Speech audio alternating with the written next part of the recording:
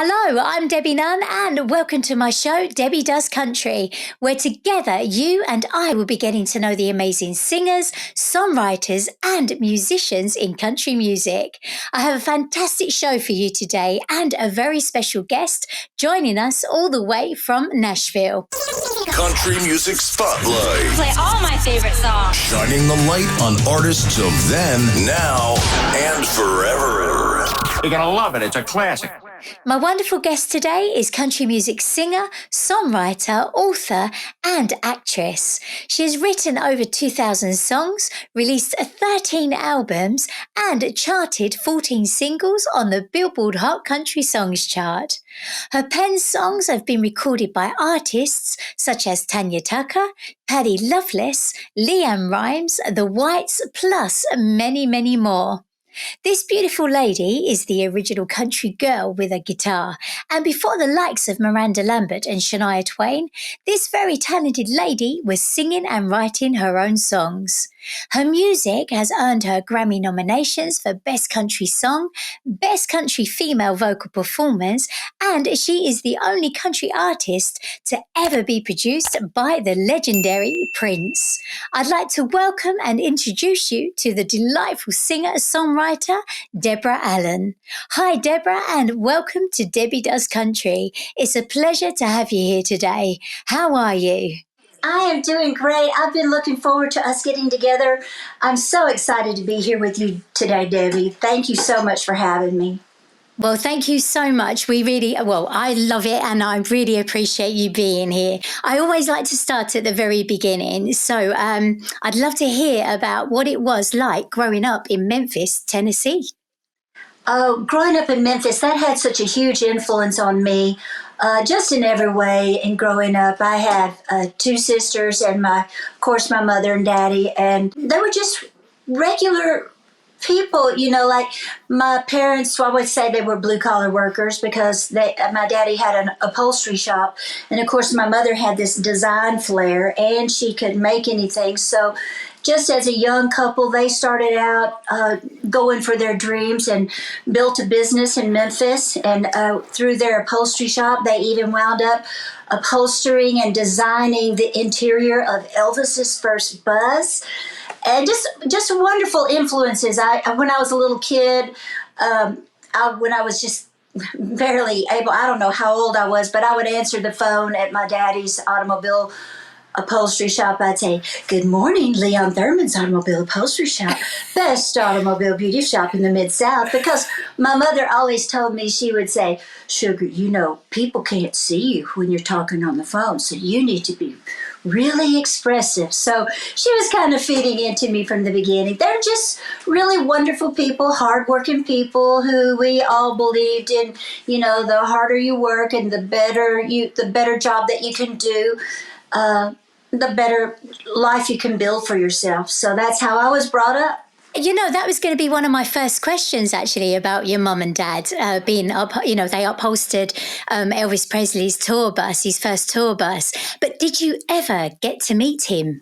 I did not get to meet him, but we saw him all the time. Elvis was always in our midst in Memphis, and about once every couple of weeks we would drive out to my cousin's house, who they lived just past Graceland. And so we would pass by Graceland, and we'd all be in the car, and we'd drive by, and we'd go, sometimes we'd see Elvis up there riding horses with his friends, or the gates would be open, and we'd be like, "Oh, who's up there with Elvis today?" Or sometimes we'd be out at a lake. There was a lake in Memphis, called McKellar Lake, and Elvis used to have a boat out there. My parents had a boat too, and we'd go water skiing. And I remember one time when I was a kid, my mother said, "Look over there on that sandbar, that's Elvis over there. He's got his boat pulled up there. He's over there with Ann Margaret." So, it was just so exciting to know that Elvis was in our midst at all times. And but later on, I did wind up, when I turned 16 and I got my driver's license, the first place I headed was over to WHBQ, which is where George Klein, the iconic George Klein, who for a long time was on the Elvis Hour. He was also Elvis's best friend. They went to high school together, and when Elvis started having his songs out, George played them a lot.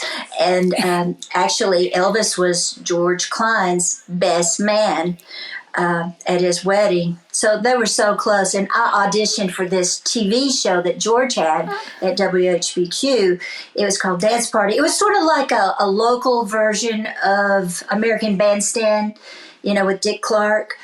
But the thing that was so cool about George Klein at that point in time was he didn't just have a narrow idea of what music was. He tried music from all genres. It didn't matter who you were, what color you were, what kind of music you made. He just wanted great music. And so I just love that I got that influence in Memphis. I forgot to tell you that when I went over to audition to be on Dance Party, I did get the part. So I was an official WHB cutie. And so what I would do, we would work up a little dance each week, and then we would also announce, different things on the show.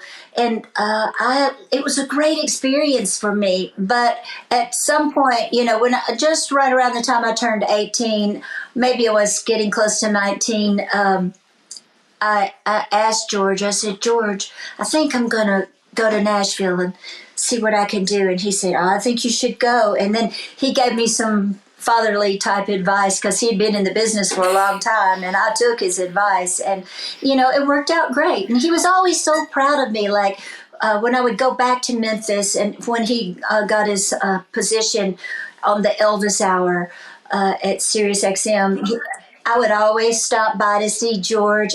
In fact, later on, and we might talk about this whenever you want to, but later on I wrote a song called Amazing Graceland, and he debuted it right there on the Elvis Hour.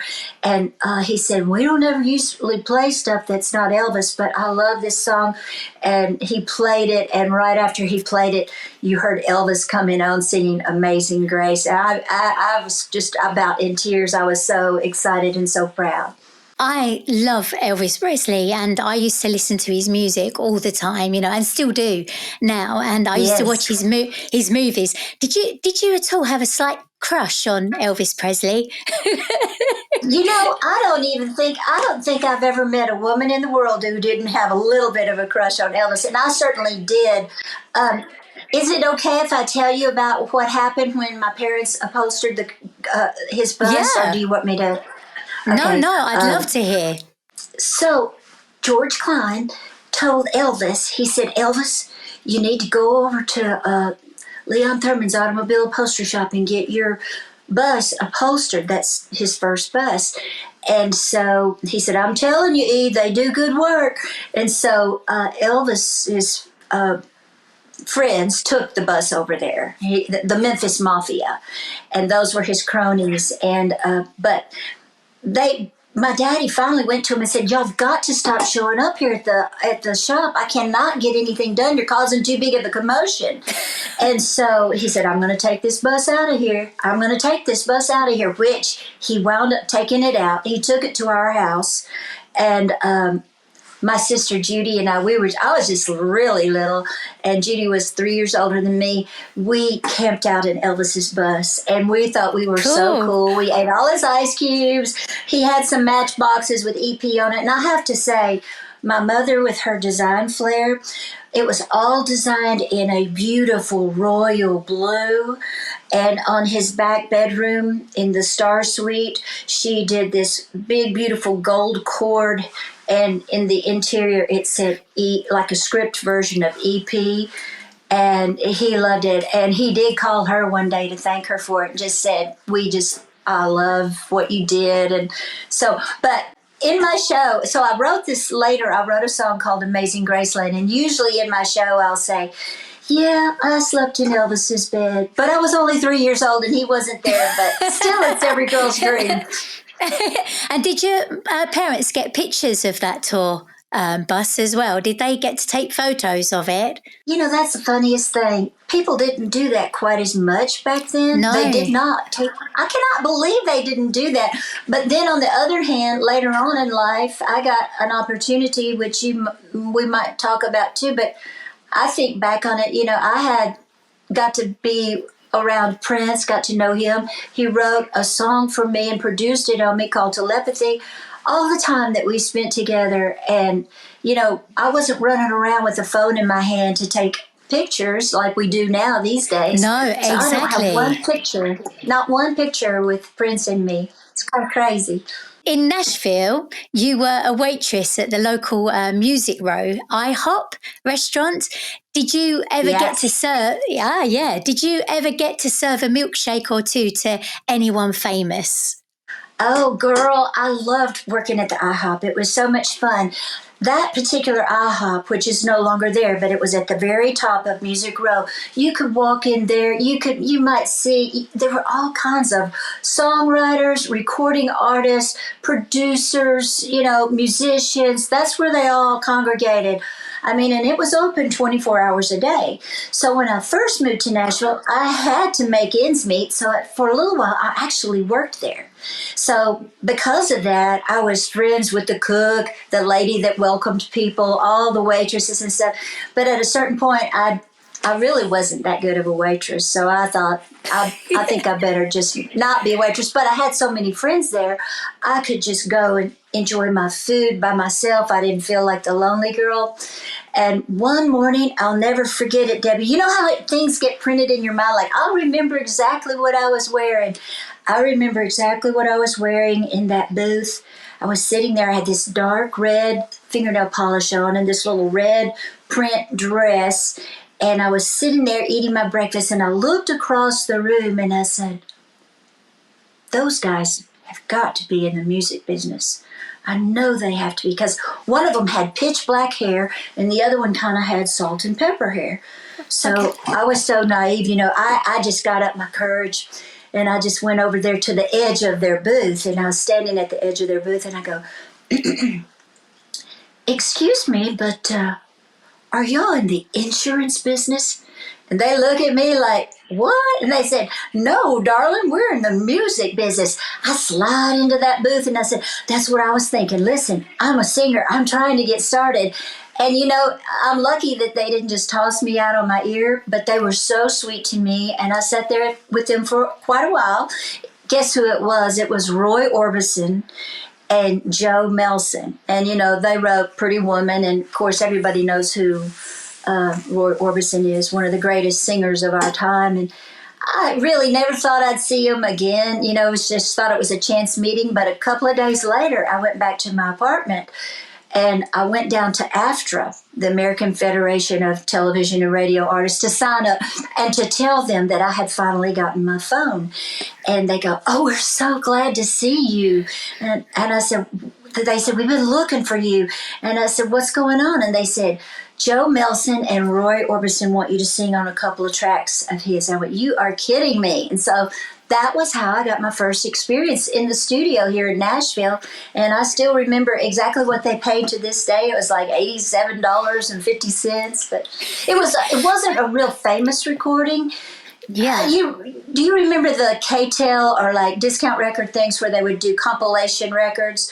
This was a compilation record which included a couple of Roy's songs, but it was just super sweet of them to do that. And, the more time that goes by, the more I treasure that memory. And as well, Deborah, you didn't lose an opportunity. So, that is a real lesson to anyone who's listening out there at the moment that, if you see anyone or you feel that you recognize them from the music industry and you want to get some advice or help from them, then jump on and take that opportunity, because you never know where it's going to take you. I've always kept myself real open to what was going on around me. And I will say that in Nashville, people here have really beautiful hearts. And when they see someone sincerely trying to do something, most of the time people are super sweet and will lend a helping hand. So I love Nashville because of that. And so in the early part of your career, did you find it hard in the music business? If so, what were the struggles you experienced, Deborah? Well, one of the struggles is what a lot of young people have to deal with is, a lot of the times I would manage to be in situations where I would be around people, and great people that are now actually my friends, but they'd say, darling, you need to pay a few more dues. You've got to, like in other words, you've got time, you need to ripen a little bit. And so that was great. But for the most part, people were pretty nice to me. And even that, I think, was valuable advice because it just made me work that much harder. And then the longer I hung out here in Nashville and when I was around the caliber of talent that is conglomerated here, I would constantly see where the bar was set, and I would be trying my best to reach it. I gravitated, and I think if since you mentioned if you're listening and you're trying to get going, I think one thing good is to gravitate towards people that inspire you, who are already doing the things that you aspire to, because that lets you know where the bar is set, and it creates new friendships and relationships. I'm telling you, I was around so many great people. I remember one time saying, I feel like I'm in this well and I've got all these friends up at the top of the well going, come on, you can make it, you can do it, Yeah. And they became actual friends of mine, When would you say the doors really opened up for you in the music business? Well, one of the first things that I did when I moved to Nashville was I began to work at Opryland, which was a really great thing. It was a music theme park. They had all kinds of stages, and I worked there. But I had made up my mind I was only going to. I was on the Showboat show, which wasn't a showboat. It was just a stage that looked like a showboat. But I had decided, I was kind of coming to the conclusion that I didn't want to get used to making the money that I was making at the theme park, because I knew I wanted to pursue a career and I wanted to, I didn't know what I wanted to do, but I knew I just didn't want to get too comfortable. I wanted to keep challenging myself. But right at the end of that first year, they put together a State Department tour with Tennessee Ernie Ford as the star, and we did a State Department tour with Russia. So I got to go to Russia, got to know Tennessee Ernie Ford. All of that was so amazing. And so that's something to me that just opened up the whole world in my eyes and put me in contact with a legend like Tennessee Ernie Ford. And then when that year was over, I was hanging out a lot at Waylon Jennings' office, and that's where Tom Paul and the Glazer brothers, were there, and a lot of great people would come in, into Waylon's office. One character that came in was a guy by the name of Shel Silverstein, and he is a famous songwriter. He wrote Sylvia's Mother and On the Cover of a Rolling Stone, and just all kind. A Boy Named Sue for Johnny Cash. He's written so many great things. He's an artist and a poet, so he used to blow into town every once in a while, and I would just met him one day, and I was singing at a little happy hour thing at the Spence Manor, also right there at Music Row. And I said, hey, would you come hear me sing? I just got back from Russia, and I'm kind of at a crossroads. I don't know what I'm going to do or what I want to do, but I'd just like your opinion. He goes, sure, I'll come. He kind of had this real gruff voice. He kind of talked like this, and he shaved his head and had a beard. He sort of looked like a pirate. But so he showed up at the Spence Manor, and I did my set. And at the end of it, I went over. I said, well, what do you think? He goes, well, I think you got a great voice. And I went, well, thank you. And he goes, but there's a lot of great singers here in this town. And I kind of felt deflated a little bit. And then he goes, have you ever thought about writing songs? And I said, well, I've written poems in the past. I've never thought about writing a song. He goes, I think you ought to think about writing songs. He goes, that way you could write your own style. And he goes, develop your own style. And, he goes, when you write a song, it's something nobody can take away from you. He goes, you know how good you feel when you're up there on that stage? And I said, yeah. And I'm like, and he said, when you get off of that stage, that feeling goes away, but you can keep a song forever. And he goes, besides, the sun doesn't shine on the same dog's back every day. So, meaning you can't be number one on the charts every day. So, and he goes, and it'll keep you from growing crazy. And so I thought, well, I don't know about that last part, but the first three things sounded pretty good. But, I said, okay, look, I'm going to go try my hand at writing some songs. And I said, but I want you to be honest with me because I don't want to make a fool of myself. So I wrote a couple of a cappella songs and I went to him and I sang them. One's called Four Leaf Clover and the other one is called My Mother and Daddy's Song. And I sang them to him. And he was like, I think you got away with words. I said, you do? He said, yeah. And so, it was like in an instant, my whole life changed. My parents at that time had moved to Hot Springs, Arkansas, and they were building a house up there. So I get in my car and I'm driving and I'm riding in my car all the way through Memphis up to Arkansas. And when I get there, I walk in and my mother's in the kitchen doing something. She goes, well, Deb, sugar, what are you doing these days? I said, oh, I'm a songwriter. And that's just how quickly, it's like to have someone so great as Shel Silverstein to show that kind of confidence and belief in me. It really did change my life. And I've always remembered that. And I've always tried to remain open, especially to new artists who are looking for some input. I try to remember just how that little bit of time he spent with me and that little bit of encouragement that he showed me and the confidence he had in me. It just, like you said, changed the whole trajectory of my whole entire life. When you write your songs, is it from a personal experience or do you put yourself in the story?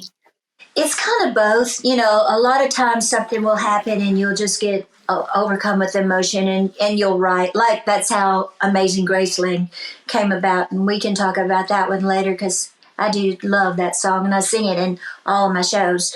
But a lot of times, when you're a songwriter, you just kind of go around with what I call your song finder on, just kind of living through life, keeping that song finder on. And it's like a magnet. It'll just, but if you get a good idea, I say you better write it because if it's floating around out there in the universe, someone else has their song finder on too. So jump on your great ideas and write them when you can. Definitely. So have you ever woke up singing a song, you've written it in your dream type of thing, and then you wake up and you're singing it and you think, have I ever heard that before? And then, has that ever happened to you, Deborah? I have written songs in my mind before, and I'm sure I probably have one that exists that I actually completed, but I do remember this feeling of being asleep and writing a song, and in my mind I'm like going, God, that sounds good.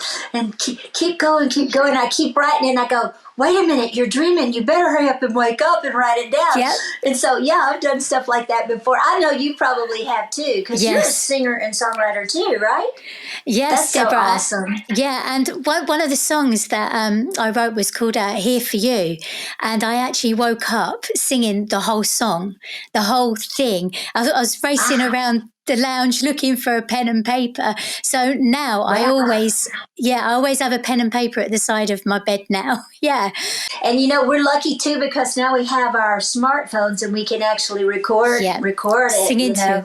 Yeah. I would love to hear your song. That sounds great. We were talking not long ago about how much we have in common. It's amazing how much we're both born in September. We both have mothers that we absolutely love and kind of spend a lot of time with.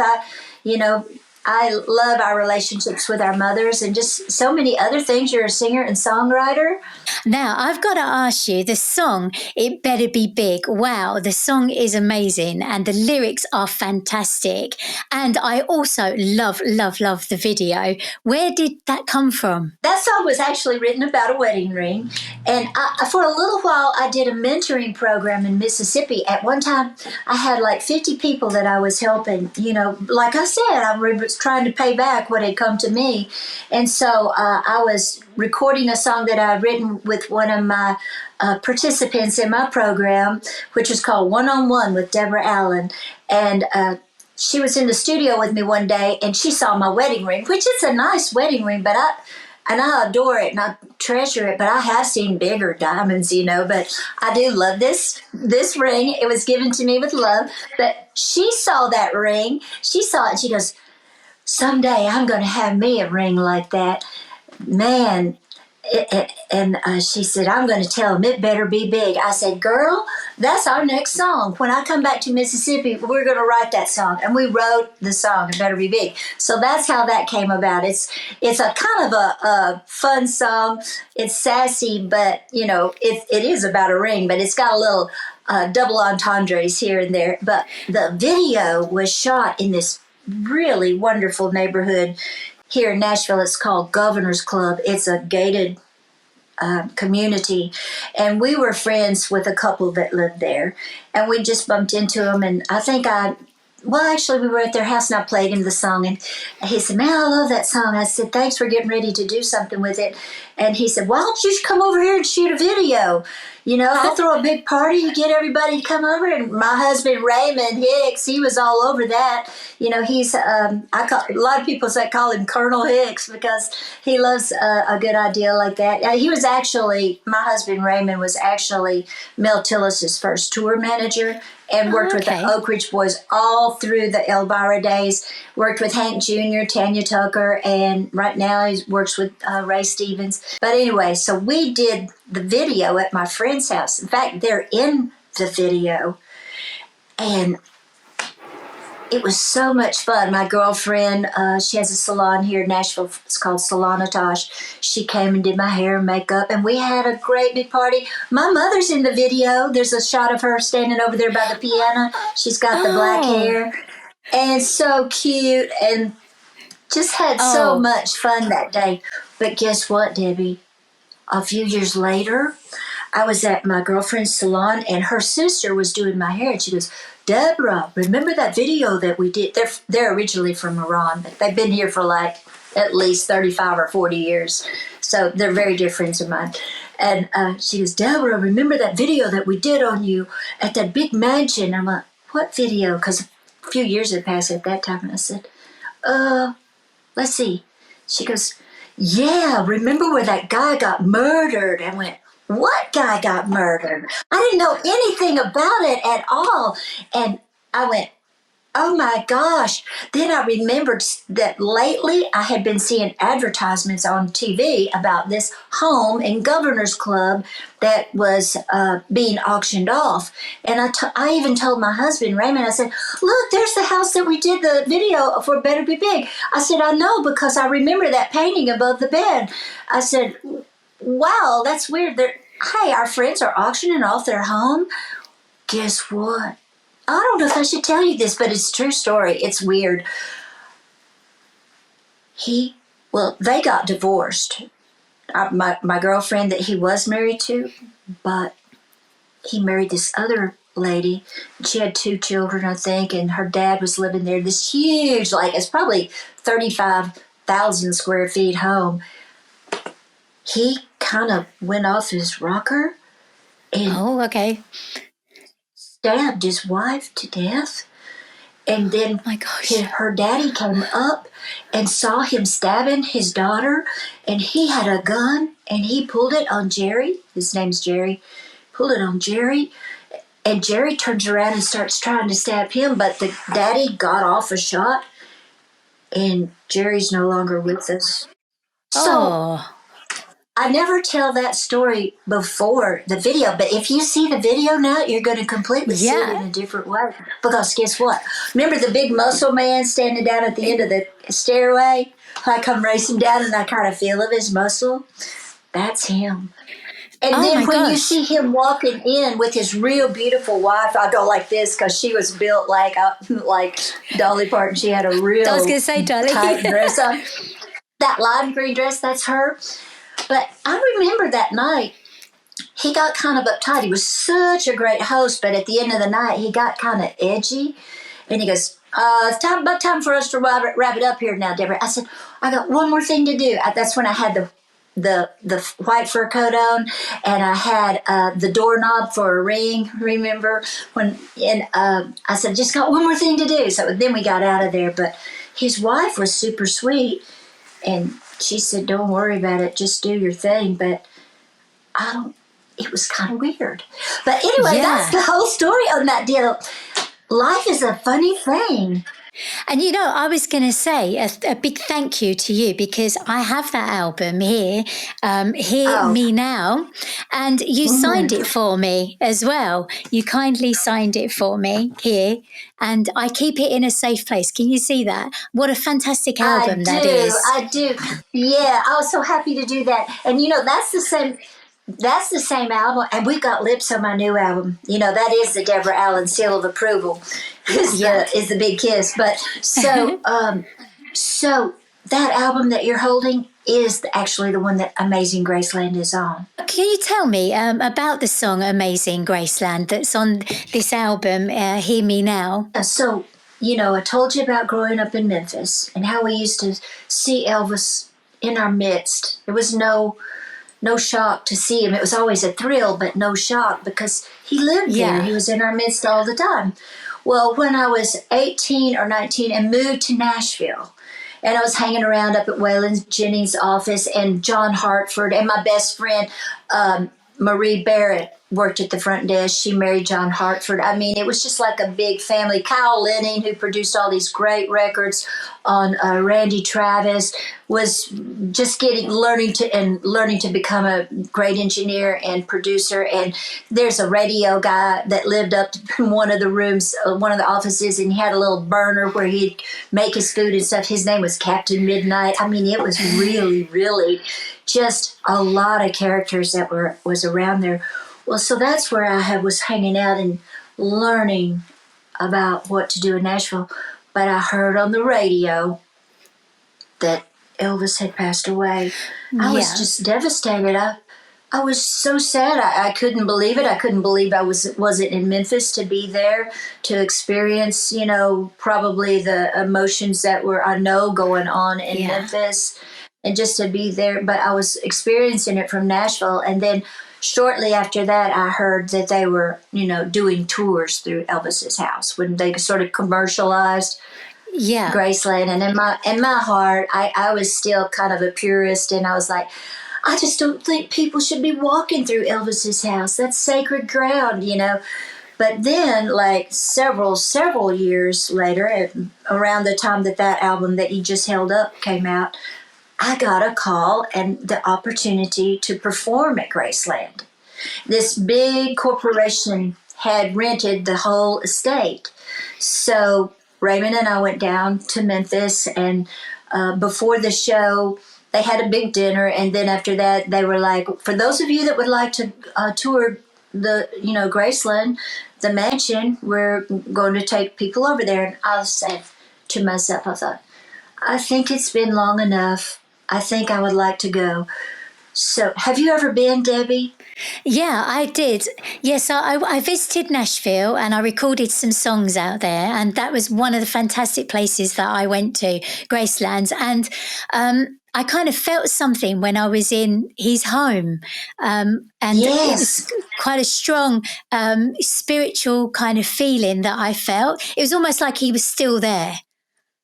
See, I'm telling you, anyone who's really been there like you have, and I was just getting ready to experience, gets that. I mean, as soon as I put my toe in the front door, I felt his spirit just enveloped me, just like all around me. And I would look over here and I would just see his life unfolding, and all through the house, you could just see him as a young man, and just seeing how much he was so in love with that place. He loved having his mother and dad live there, and then you could feel his whole spirit. And so then I went to do my show later. But on the way home, that feeling was still on me. It was just like it was a cloak wrapped around me. And I was in the car with Raymond because we decided after the show to head on back to Nashville. And we were riding along, and I kept saying, that was amazing. That was just amazing. And I look at Raymond and I go, hey, Amazing Graceland, hurry up, let's get home. And so I came home and I stayed up for, we got in around 2 or 3 in the morning, and I stayed up until I got it finished. And I wanted to write something that was sort of epic and had the dynamic of Elvis's life, because he was not only a great entertainer and the king of rock and roll, he was also this magnanimous, wonderful, loving person. I mean, if you go to St. Jude's Hospital, you'll see his name there, because he was a big contributor. He helped everybody he came in contact with. Yeah, he had a big heart, didn't he? And I think that's a quality that really shone through. And even going through the home, you could see all the lovely family pictures. I was going to say to you, Deborah, you are a fantastic songwriter, and 5 of your pen songs have been recorded by Leanne Rimes, and 2 of them appeared on the multi-platinum Blue album. That must have been, a big thrill for you as a songwriter. How did you come about that? It was just God blessing me, really, because I really am a firm believer of, and actually that's the reason why I went with the title "The Art of Dreaming" on my new title for my new album. But I just believe I have this dream in my heart, and just like I know you do too. And I feel like when we have a dream in our heart, that God places it there. And, nobody promises you that it's going to be an easy ride when you choose life in the arts. It's unpredictable, but all you can do is stay positive and keep your heart going in the right direction. So, I have been blessed with big hits, huge hits. Great people have recorded my songs, but still, it's a little bit of an ebb and flow. So I've kept believing and kept putting records out, and I had had 2 records out on Giant Records, and then I was no longer on Giant Records. But a lady that worked there, her name is Anna Mitchell. She and my husband were good friends because he was working promotion at that label at that time. She called up Raymond, and she had moved back to Texas. And she said, "Raymond, there's this little girl that lives down here in Texas, and she's a really good singer. And she's coming to Nashville. She's going to try to get a record deal. But all she can talk about is meeting Deborah." And he goes, "Do you think Deborah would want to meet her?" And he goes, "Well, I'll give her a call and ask her." So Raymond called me, and he told me about it. And he goes, "Now, we've heard that about a lot of people, they're really good singer, but I don't know." And I said, "Well, wait a minute." I said, "Say, there's a little 13-year-old girl who thinks I'm cool." And he goes, "Yeah, but now it's up to you what you want to do." And I said, "Hey," I said, "if there's a little 13-year-old girl who thinks I'm cool, I want to meet her. I don't care what she sounds like." So they came driving up right here at this very house. They drove up in my driveway right out there. They kind of shimmered toward the front door. I was greeting them at the front door. And I showed them around downstairs. And then I took them upstairs, and I sat down in a chair, and she did too. And I picked up a guitar and just kind of randomly, I was trying to think of what I wanted to talk about. We'd just been kind of showing them around. So I just kind of started strumming my guitar. Well, she recognized what I was playing. It was the song "My Baby." "My baby," she started blurting it out. "My baby gives me satisfaction. My baby gives me all his love." And I just kept playing. And at the end of it, I said, "Gosh, Leanne, I cannot believe that you knew all the words to my song." And she goes, "Oh, yeah, I learned both of your albums." Those were the only 2 she knew about. She goes, "I learned both of your albums on the way up here to Nashville." And she goes, "And I am getting a record deal. And when I get a record deal, I am recording some of your songs." And in my mind, I said, "Well, thank you." But in my mind, I was thinking, bless her heart, she doesn't know how hard this is. But Lord, I'm not kidding you. Shortly after that, it was about 9 months after that, I get a call from Mike Curb from Curb Publishing. And he was just saying, actually, it was his lawyer, and that called up and said, "Mike Curb wants to purchase your publishing catalog." I was like, "I don't really want to sell my publishing catalog." I said, "But I've been thinking about leasing it." He goes, "I've never heard of such thing." And I said, "Well, it's something people are doing these days." And I was considering it. So oddly enough, I have all my information together. And so we talked about the terms. I said, if I did it, and I threw out some big number, I said, if I did it, it would have to be something like that. And he goes, let me get back to you.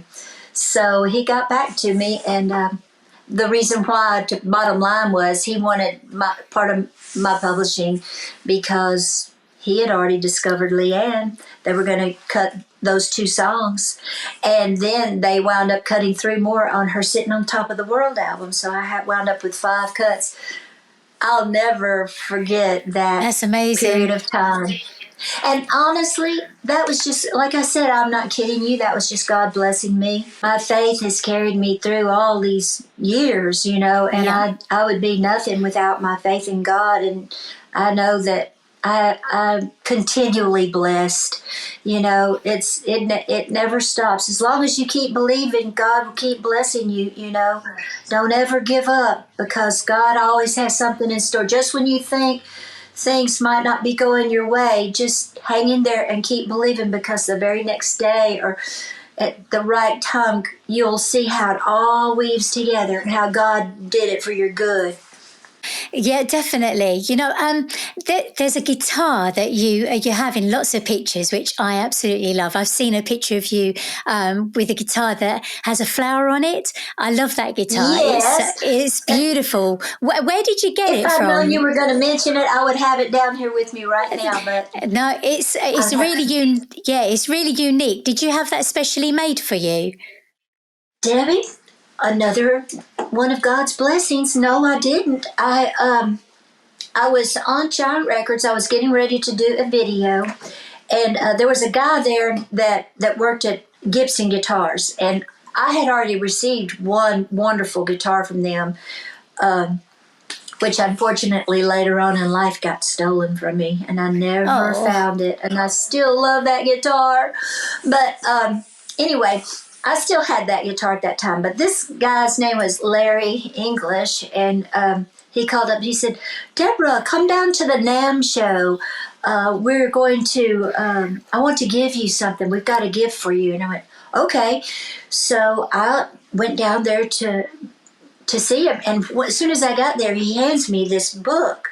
Now this book was thick, and I mean, it probably was $100 book, because it was a book on the 100th year anniversary of Gibson guitars. So I went, "Oh, Larry, thank you so much." I mean, that was a beautiful gift. I was thrilled. I went, "Thank you. I'll treasure this." Hey, he then puts his arm around my shoulder. He goes, "Come on, let's go walk around here and see what's going on at the NAMM show." And I said, "Okay." So we kind of walked around this little divider, and we walked around, and there were these 3 guitars hanging up on a wall. 2 of them were really kind of red, white, and blue, like real patriotic. But right in the middle was that guitar with that big flower on it. I said, "Oh my gosh, I love that guitar." And he goes, "Which one? Which one do you like?" And I went, "That one right there with the big flower on it." And he goes, "Do you really love that guitar?" And I said, "Yeah, who wouldn't love that guitar? That guitar is beautiful." And he goes, "Well, it's yours." And I felt the blood just drip out of me. I was like, "What? Are you kidding me?" And he said, "No, we want you to have it." Oh, guess what? Because I was about to do that new video. I had the location set. My friend Mark Nicolosi was working on it with me.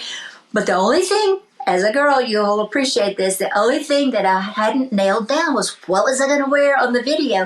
But as soon as he gave me that guitar, one of the first things that popped in my head after I got over the shock of him doing something like that was, I went, "Hey, I know what to wear in my video. Just wear black and this guitar."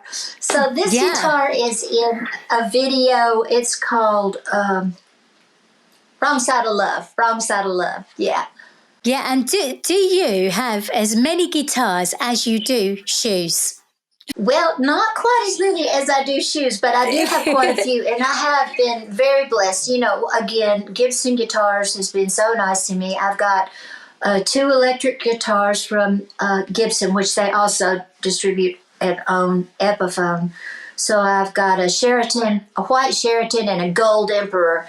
And that gold Emperor, it definitely, if Elvis was still alive, he'd be going, "I'm going to have that guitar," because it looks just like something he would play. And they also gave me a a dobro, and it's called the Lily of the Valley, and it's got all this hand tooled look on it. And you know what I found out is what they do is they make it out of copper, then they dip it in the chrome. And Oh, I mean, they okay. do the carving on the copper part, and then they dip it in the chrome. So yeah, and then they gave me a little mandolin. They knew I had been on the road a little bit and had done a couple of shows with Marty Stewart, and they were like, you think could we give Marty Stewart a guitar? I go, well, I said, the only thing is Marty is just such a purist, he's got a lot of bluegrass in his background, and I said, he plays Mark guitar. I said, but I tell you what, I bet he would love. And then guess what? And I said, probably would love one of your mandolins. So there's a picture of me and Marty and Bill Monroe, because they gave him the Bill Monroe version that he was so happy to have. We were on the Grand Ole Opry, and it was such a special night. So, yeah, I have a lot of fond memories with Gibson guitars. Tell you the truth, I don't think I could have possibly afforded the guitars that they've gifted me with. Again, another one of God's blessings. So how many instruments do you play, Deborah? And did you teach yourself to play them? Well, I play the guitar and I play the piano. And I would say on guitar, to get my basics, I pretty much did teach myself, got the chord books down and started working on those. And then anytime I was around a guitar player, when people see you trying, they'll usually go, here's what you need to do. Look, see this? And they'll show you a little shortcut, and you'll do that. And then when I was growing up, my mother made sure that each one of us got piano lessons. My big sister, her name is Nancy, and then Judy, and then there's me. And so, I benefited from everything that I saw them learning. And Nancy actually wound up going on to, she plays classical music. She's the minister of music at a Catholic church here in Nashville. And she also went to UCLA and got her doctorate degree in musical arts. So I did 2 nights with the Nashville Symphony. They wanted me to come and do that. And it was right after she got her degree. And I said, hey, and we have an incredible, he's no longer with us, but Skirmerhorn is the name of our symphony hall. And he was going to conduct it. But since my sister Nancy had just gotten her doctorate degree, I asked, I said, could my sister conduct? And the director, Alan Ballantyne, said, oh, that's a great idea, Sister Act. Let's get you guys on the symphony. And it was such a memorable time, to be on stage with Nancy. She did her kind of music, and then she conducted the, like she was doing, Tchaikovsky and just all these incredible people. And then I had Ron Huff wrote all the charts for me on my music, and just to have my band there with an 80-piece orchestra, and it was an incredible 2 nights. Can you tell me about the time you met Prince? How did that happen? I had been recording at RCA, and that's when Baby I Lied was out. Actually, Debbie, I recorded that song for Capitol Records. And then at the end of my contract there, they were kind of wanting Baby I Lied for either Sheena Easton or Juice Newton. But I felt in my heart that it was a special song, and I really, really wanted to have it out. So, and they'd had an executive turnover, and the guy that had signed me to that branch of Capitol Records was no longer there. So I talked to Don Grierson, and I said, Don, I know it would probably be easier for you guys to have a hit on Baby I Lied with Sheena Easton or Juice Newton, because their momentum's already going. But I really feel this is important to me. So at the end of our conversation, I said, well, if I would it wouldn't do me any good really to have a top 40 flop as a songwriter or an artist unless y'all were really behind me. I said, so how would you feel about selling me that track? And he goes, no, I said, about giving me that track. He goes, well, of course we couldn't give it to you. Now he's from the UK, I think. He's got your accent. I'm terrible at it.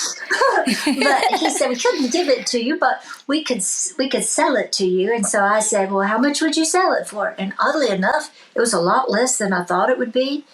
To have spent that kind of money on a big track that we recorded in LA, it was, I believe it was like $12,000. And so I said, well, if I find somebody that would be interested in buying it, would you consider selling it? He goes, yeah, of course. So then I get off the phone and I call up my good friend Tony Brown, who worked at RCA Records. And I said, hey, Tony, no, first I called Joe Galante. Oh my gosh, I sure did. I called Joe Galante and the lady said, no, I'm sorry, Joe's not here. He's in Europe and he won't be back. And she gave me like in February or March. And I was like, okay. So then I called Tony. So I said, hey, Tony, what are you doing? He goes, oh, I'm just listening to some music. And I said, well, I've got some new music. Could I come and play it for you? And he goes, yeah, can you be here at 3:00? I said, yeah. And so I take it over there. Tony played piano with Elvis, and he produced incredible records on Vince Gill and Patti Loveless, incredible piano player, great producer, and great friend. So he's sitting there with his back to me listening to this session. There were 5 songs on the session. And whenever it came to Baby I Lied, he turned around and he goes, what's going on with this song? I said, well, Don Grierson says that they would sell it. And he goes, really? And I went, yeah. And he goes, let's go play it for Joe. And I go, oh, no, Joe's not here. He's in Europe. He won't be back till February or May. He said, BS. He said, BS. He's right down the hallway. Well, we went down the hallway, but we never did see Joe. But long story short, they did wind up signing me, and it became fantastic. What the promotion company called the promoters at RCA. They dubbed it the record that wouldn't go away. So that was fine with me. So Joe and I were going to go ahead and go down that path of doing songs that could be country but also pop. And, we had put together what we thought was a really good collection of songs. But about that time, for some reason, they traded Juice Newton for me. She got switched to the Nashville office. I got switched to the New York office, unbeknownst to me. And then, I was at dinner with the president up in New York, and he goes, how would you like to be on the pop roster? I said, well, I believe that Joe would love that, but I need to go talk to him first. And he goes, it's okay. We've already discussed it. And so, I thought, wow, I got traded like a baseball card, and I didn't even know it. Well, then the New York office decided I really should be on the LA office.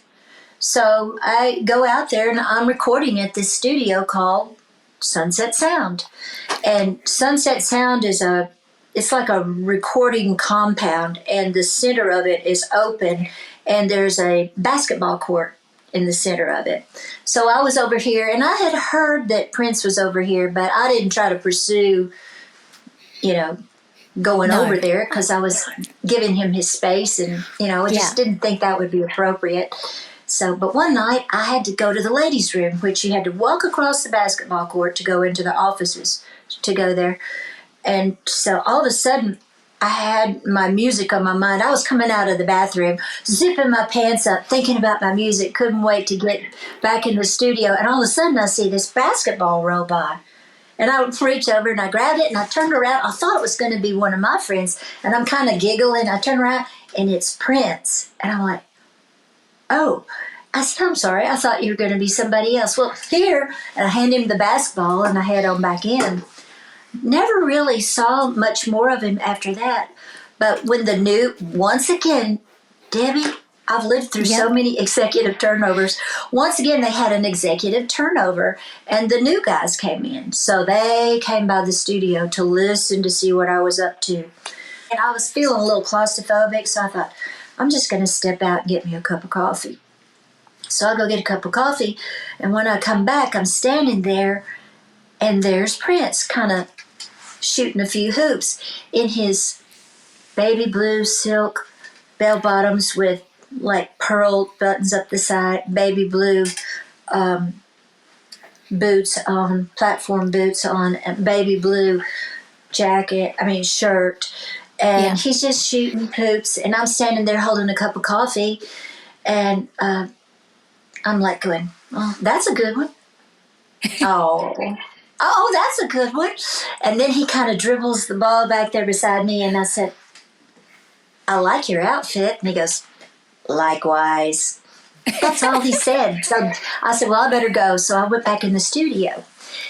And they said, well, we like your album, but we feel like you needed to record a couple more things, maybe a couple more things, and I think we can run with this album. So I headed back to Nashville.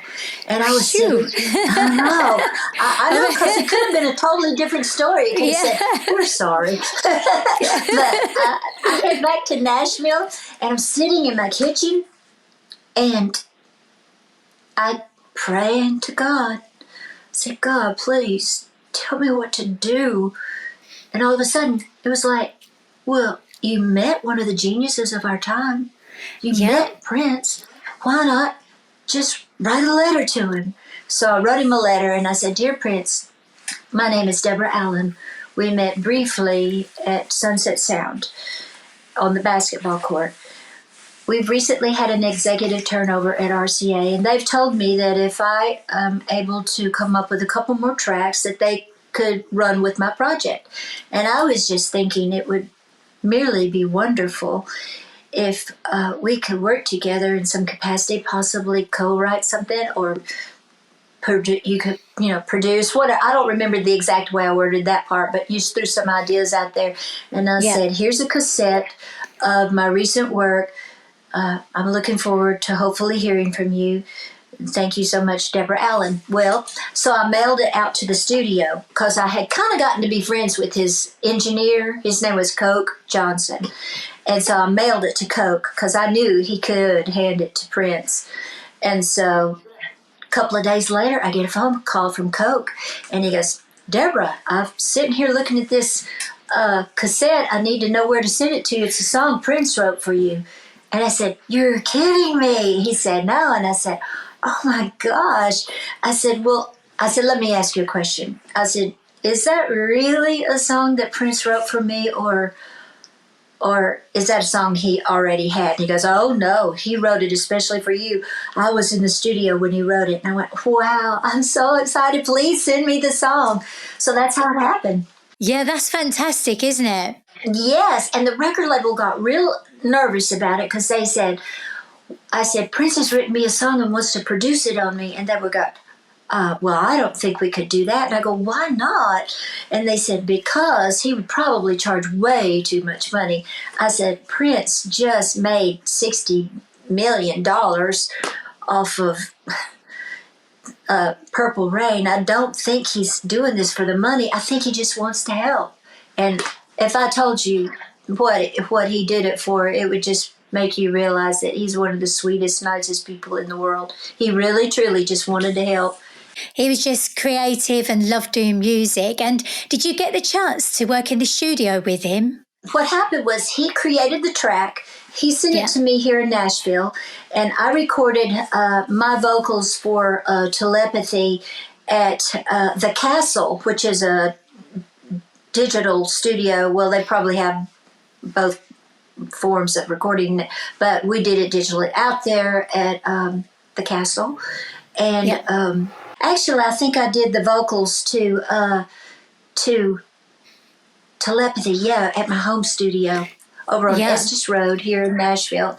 That's where we did that, And he called me one day and he said, do you like it? And I said, I love it. Okay. Thank you so much. He goes, I'm going to be adding a saxophone to it. And I said, great. Well, then later on, I had to go out to L.A. to do some interviews. And so I went by to see Prince, and he was wonderful. And he treated me so nice. He played Telepathy for all of his friends. One girl that he was working with, she's an amazing artist. Her name is Jill Jones. She said, she says, well, what do you do? And then Prince heard her say that, and he goes, I'll show you what she does. Susan, play Telepathy. And they played it really loud on the big speakers in the studio. So, you know, Awesome. it was just such a, all the people around him were so sweet, and that's because he was so sweet. And later that on that particular trip, and this is a whole different conversation, we don't have time for it, but he invited me to Sheila E.'s birthday party, and that was so much fun. It was like a fairy tale. You are such a lovely lady, and you have a big heart. I watched you on YouTube, the fantastic video for your song, What a World, What a World, What a World. I love that song. Thank you so much. I wrote that with Teenie Hodges. Teenie is one of Memphis's #1 guitar players, and he wrote Love and Happiness and Tired of Being Alone. And we co-wrote it. We pulled in our other good friend Roger Cook to help us on that song.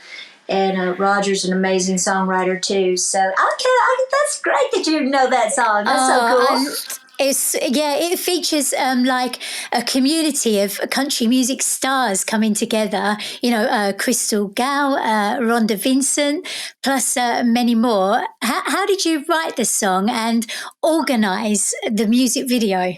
Well, this, believe it or not, this was right at the very beginning of the pandemic when people were having to told to stay at home.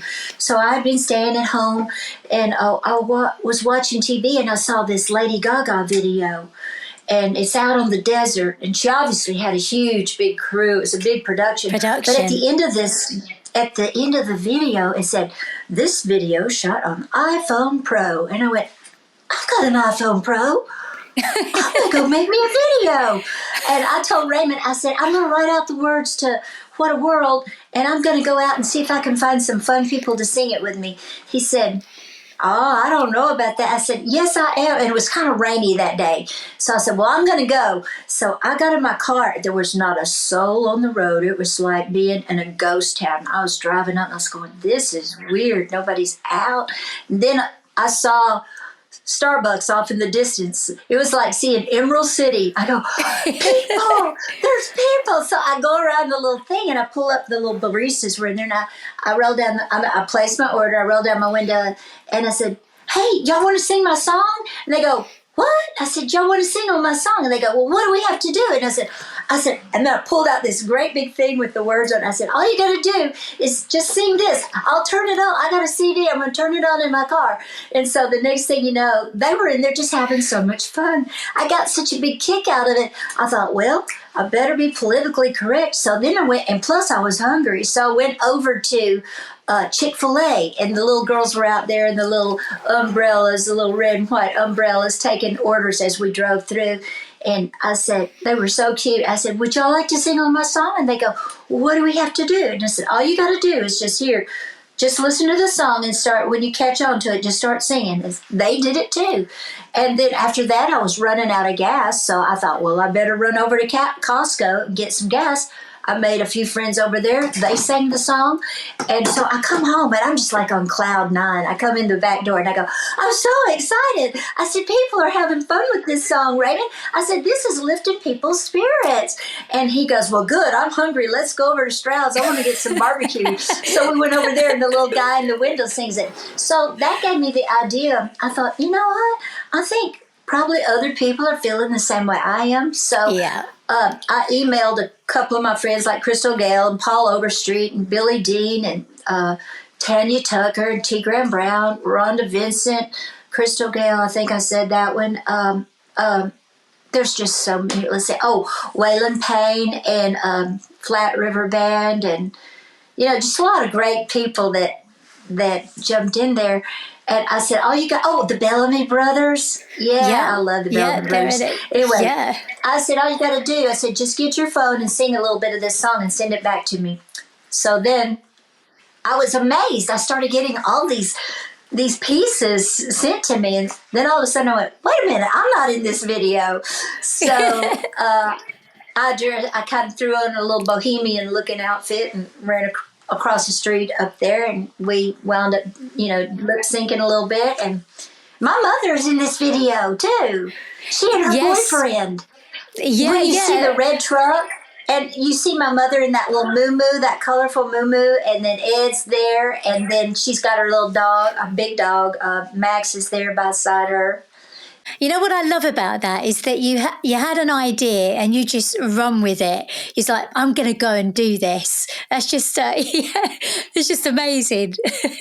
That's a good point. You know, when you do have an idea, don't let it back off from you. If it thrills your heart, chances are it's going to thrill someone else's heart. Yeah, just go for it and have fun with it. The thing about it is, if you're having fun, it's worth doing, you know? Yeah. And so it was so much fun, and it really helped me get through that era of the lockdown thing. It lifted my spirits, and I'm so glad that we're on the other side of that. And that's so neat that you're familiar with that song.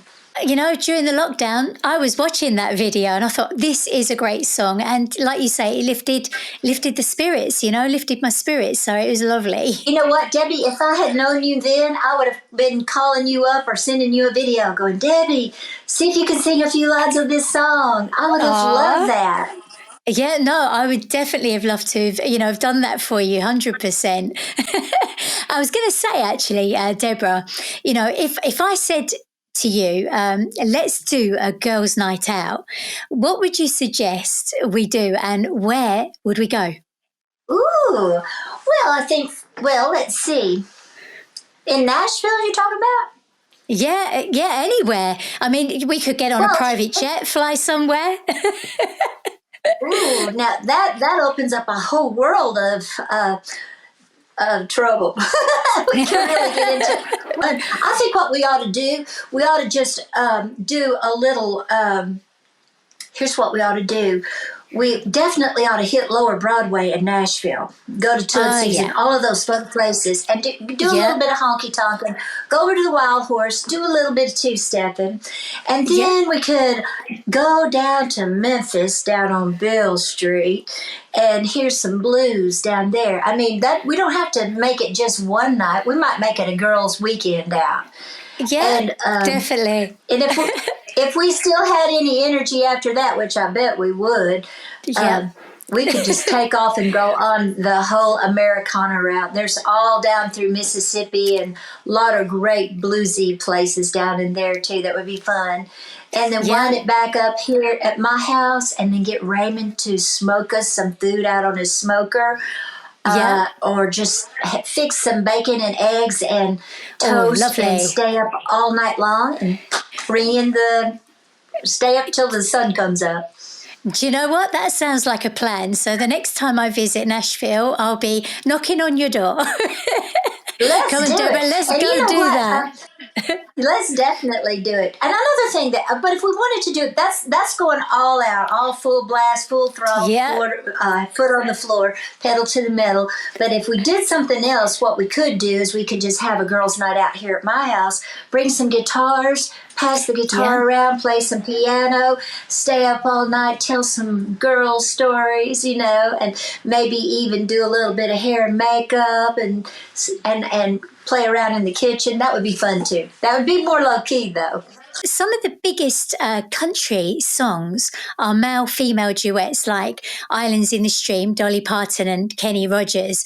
You sang with one of my dad's all-time favourites, Jim Reeves. But who else would you love to do a duet with? Well, Jim Reeves was a big highlight for me too. I just want to throw this in there just for, just what's the word I want to talk? What's the word I'm looking for? You know, just a little tidbit of information that some people may not know. That was the absolute very first time that they had ever used the technology of overdubbing someone's voice on a deceased artist.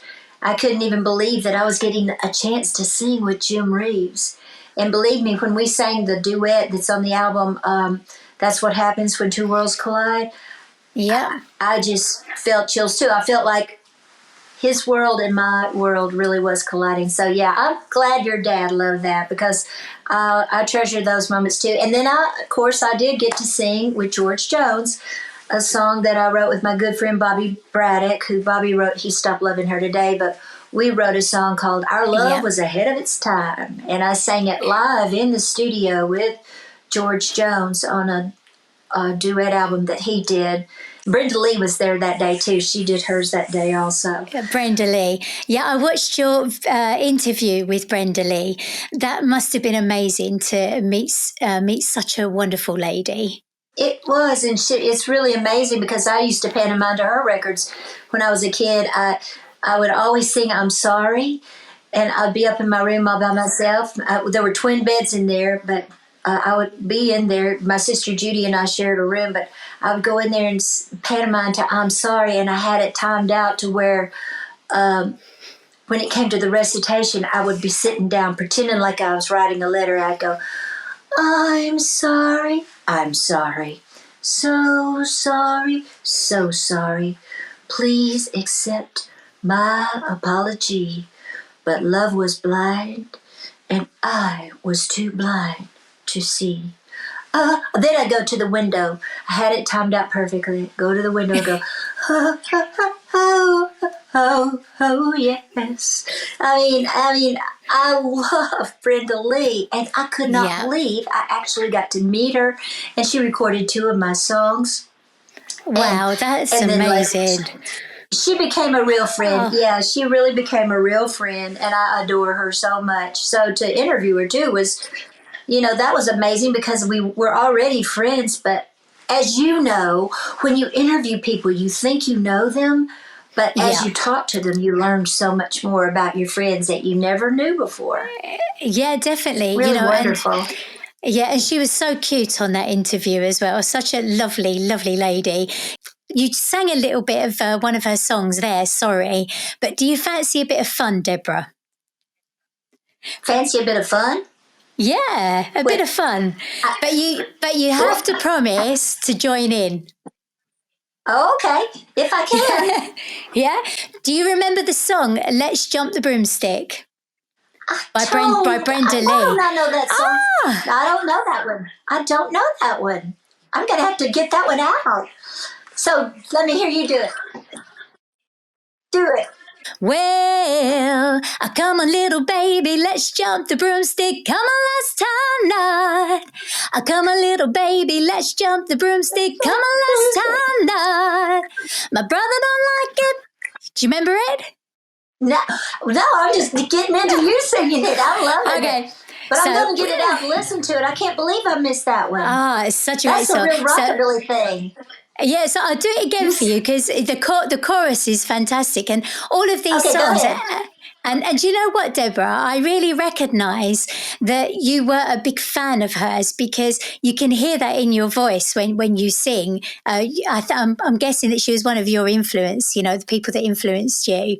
So, okay. Definitely. And you can click. Yeah, so you can click your fingers along to this, Deborah. You could be. Go ahead. Go. Are you ready? Yeah. Well, I got my little baby. Let's jump the broomstick. Come on, let's time knot. I got my little baby. Let's jump the broomstick. Come on, let's time knot. My father don't like it. My brother don't like it. My sister don't like it. My mother don't like it. But come on, little baby. Let's jump the broomstick. Come on, let's time knot. Wow, that is so cute. I'm going to get that out, and I love you singing that song. That is so cool. Wow. Well, when we get together at our girls' night out, we'll have to do that one. We'll do that as a duet. Hey, but I want to tell you this too, since we're loving on Brenda Lee right now. Yeah. I want to tell you that on my YouTube channel, which, of course, is Deborah Allen on YouTube, but there's a song called Generations, which is a song that I wrote kind of as a biography about Brenda Lee. And I got some of her incredible photos of her life growing up. And it's on there. It's called Generations. Check it out and see what you think about it. I mean, right after I wrote it, I went over to her house and sang it for her. And she just was like overcome with emotion. And then she called her husband, Ronnie. Ronnie Shacklet is his name. She said, Ronnie, get in here. You got to hear this song that Deborah wrote. And then I had to do it again. I was more nervous the second time that I did it. But they were like, wow. But no, I absolutely, truly love her. She's so much fun. She she's got a big heart, and she's a wonderful person. I mean, I'd love to do a duet. You were asking me about who I'd like to do a duet with. I'd love to do a duet with Brenda Lee. As a female, that would be pretty special. As a guy, you know what? I still love Travis Tritt. I can't help it. I love Travis Tritt. He's amazing. What are your 3 top country songs of all time? The ones that you can play over and over again? I love I Can't Stop Loving You. Yeah, that's an old lovely song. Don Gibson song. I absolutely love that song. And let's see, what else? Gosh, what? It's a hard one, isn't it? It is hard because there's so many There's that I just love. so many. What about a Patsy Cline? Because you love Patsy Cline too, don't you? Well, the name of my new song that's coming out right now. It's my new single. It's called Patsy Cline Crazy. Yeah. So, I mean, of course, I love Willie Nelson and I love Patsy Cline. So that would definitely be way up there. And another song of hers that I love that's a little bit more off the beaten path is called Imagine That. Imagine me still loving you after all you put me through. Well, I can't help it. I just do. Imagine that. And that's not the half. Yeah, that was beautiful. So, Deborah, your new album, The Art of Dreaming, is released on the 18th of March. I love the song Blue Collar Baby. What was the inspiration behind that song?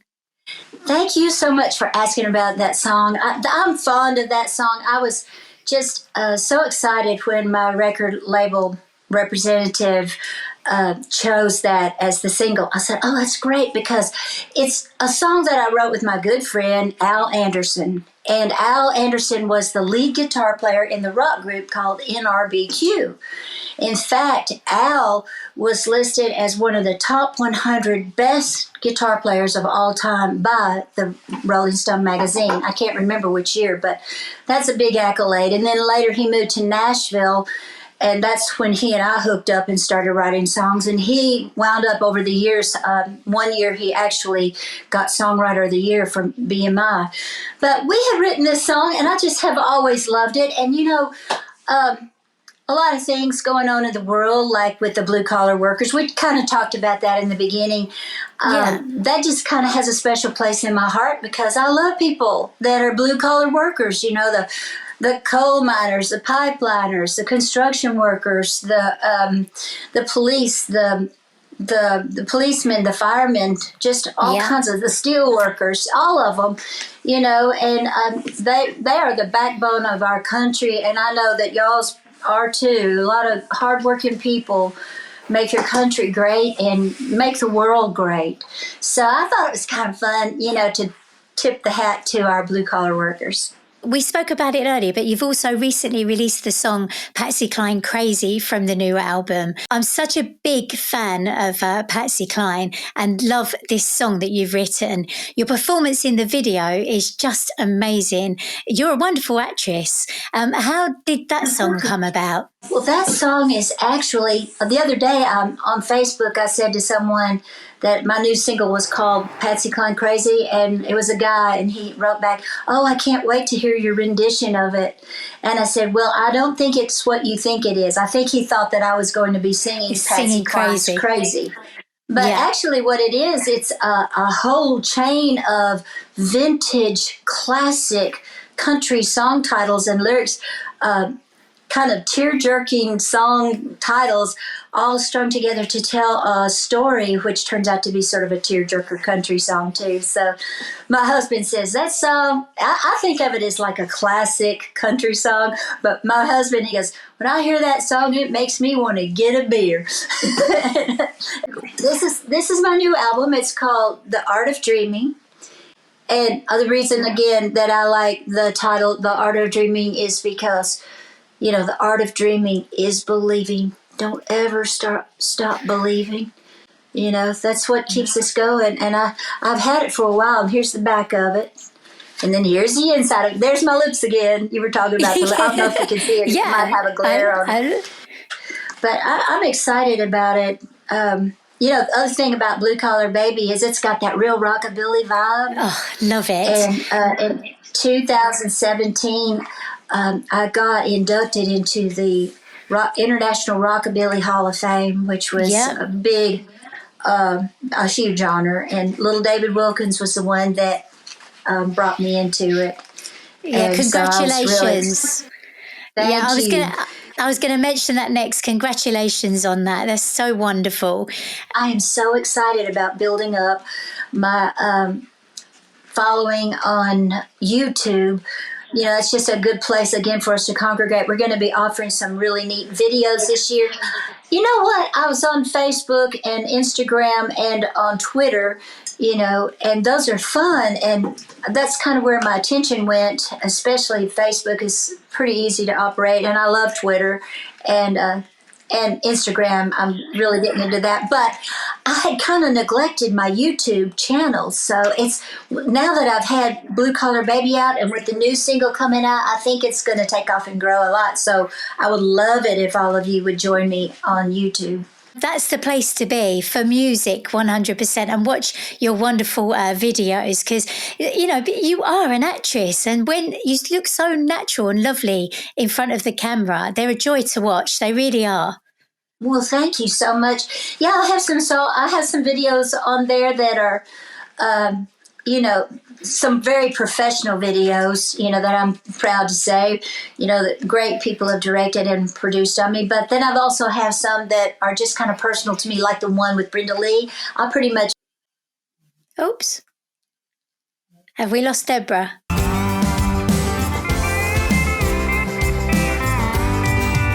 Can you see me? Okay. Yes, I can. Fantastic.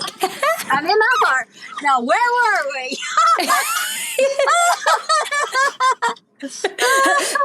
the world of internet. It is.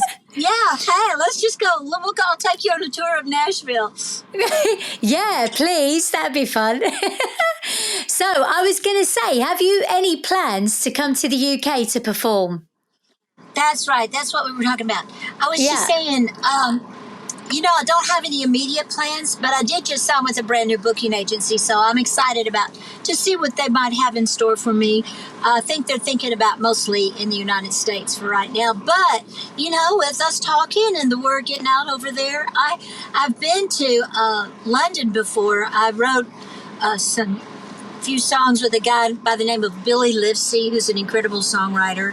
And then, of course, I've been to Sweden. I've been to Switzerland. I've been to Germany, Ireland, Norway, Denmark. I love it. I love to travel to all the European countries, and can't get enough of it. So I can't wait till we can start doing something like that again.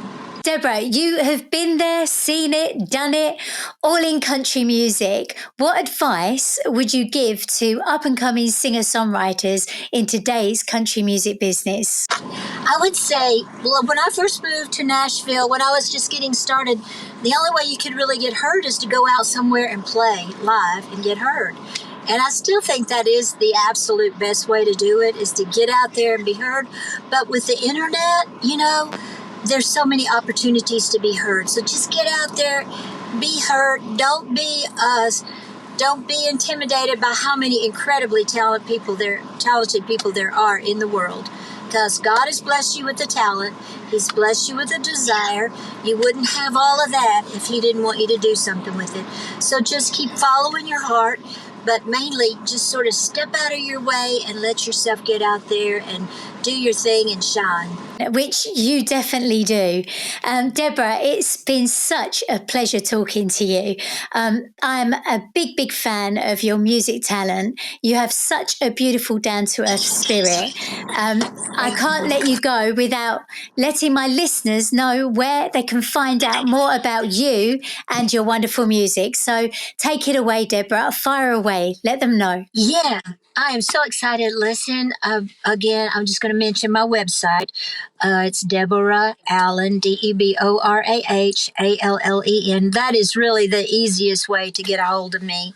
And, I love it when people ask me to sign albums for them or CDs for them, because I get a pleasure from that too. It's just one way to connect on a little bit deeper level. And I actually just got three. I got three brand new boxes of things that were back ordered. Yeah, you've got the Hear Me Now album. I got a brand new box of those. I got a box of Deb in the Raw. And what else did I get? A Deb in the Raw. Oh, the Christmas album, my Rockin' Little Christmas album that I've got. And then, of course, the new album is what I'm so excited about. Yeah. The title of my brand new album is called The Art of Dreaming. And I think the timing is perfect because just want to do everything we can to keep our dreams alive. Don't stop believing. Keep on dreaming. And I hope y'all enjoy my new album. Thank you so much, Deborah. It's been a pleasure talking to you today. Take care and stay safe. And most of all, God bless. I am. Let's go for a ride. How about it? Yeah, cool. Let's do that. Let's see how long we stay hooked up before it gets cut off. Let's do that. I'm going to take you up the street here where we shot a lot of the video for What a World, What a World. What a world, what a world. Oh, what a world this will be. Here's some of my neighbors walking down the street. Here's a little bit of my neighborhood.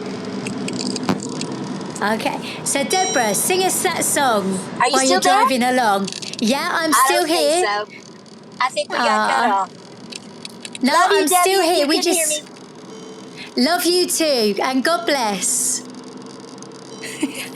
Well, that was a very lovely Deborah Allen. Oh, and can you still hear her? She's driving around Nashville at the moment. Are you there, Deborah? Hear me? I can hear you.